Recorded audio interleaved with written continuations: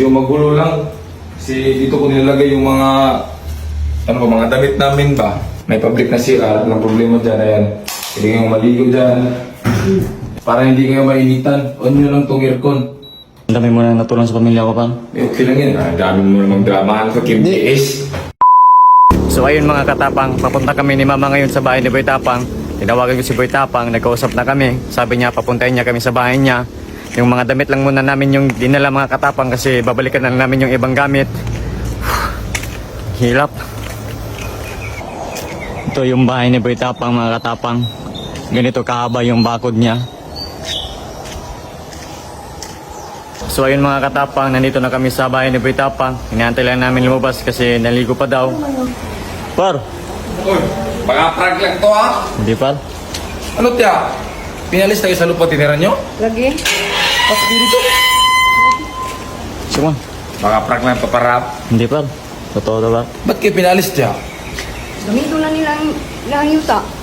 Kayo ng dalawa? Oo, kasi si Papa nandun pa nag-asikaso sa ibang mga gamit. Itong bahay na to, meron talaga tong extra na room. Meron akong guest room dito. So wala akong bisita. So pwede kayo dito tumira sa sa bakanting room. So walang problema dito. Pagtsagaan nyo lang to. Dito. Pwede kayo dito tiya. Bakante dito sa Ayan, medyo magulo lang. Kasi dito ko nilalagay yung mga mga damit namin ba. Kasi masikip dun sa kwarto. So ayan, meron aircon dito, wala problema. Tapos ayan, meron ding CR dito. May public na CR, walang problema dyan. Ayan, hindi kayong maligo dyan. Ayan, dito, ang mga gamit nyo. Babalikan pa namin. Ha? Balikan na ang uban. Balikan ko ninyo. So, dito walang problema dito. Par, nakakaya naman dyan par. Doon na lang kami sa sopa par. Di okay lang dito, walang problema kasi si mama may kwarto, dito kwarto nila oh. So ayan, kwarto nila mama yan, kwarto ko din doon. So dito, baka din talaga to, handa ko talaga tong room na to, pang guest room ko to, ibang bisita ba? Eh wala nang bisita, eh siyempre, tropa tayo. So walang problema, kayo dito muna habang nag-aantay pa kayo ng malipatan. Ayan. Kunin ko muna yung remote ng aircon na para makapa-aircon ako kayo. Sige par. Sabi, ang dami na natulong sa atin ni Ronnie ma.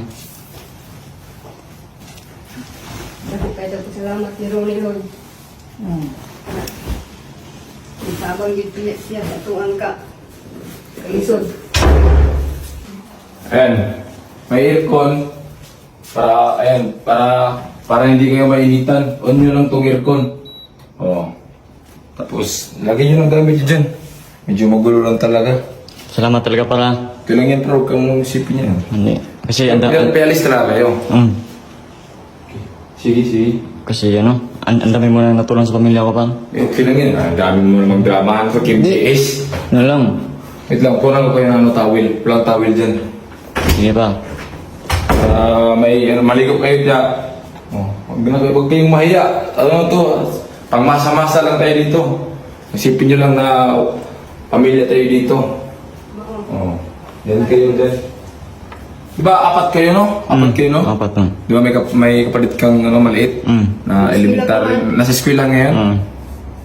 May extra pong doon. May extra pong doon. Ito si Charles, walang problema to kasi pwede naman to sa kwarto ko eh. Maglipat-lipat lang to. Kaya malilisin. So ano pa, iwan ko lang kayo dito ha. Kayo na bahala. Pilatom lang kayo dito. Salamat para. Sige. Buti na naman, nandyan si Boy Tapang ma. Pasalamat yung kay tagmayon niya. Dako na siya natabang na to. Sukad sa una no. Dagat ngayon siya natabang.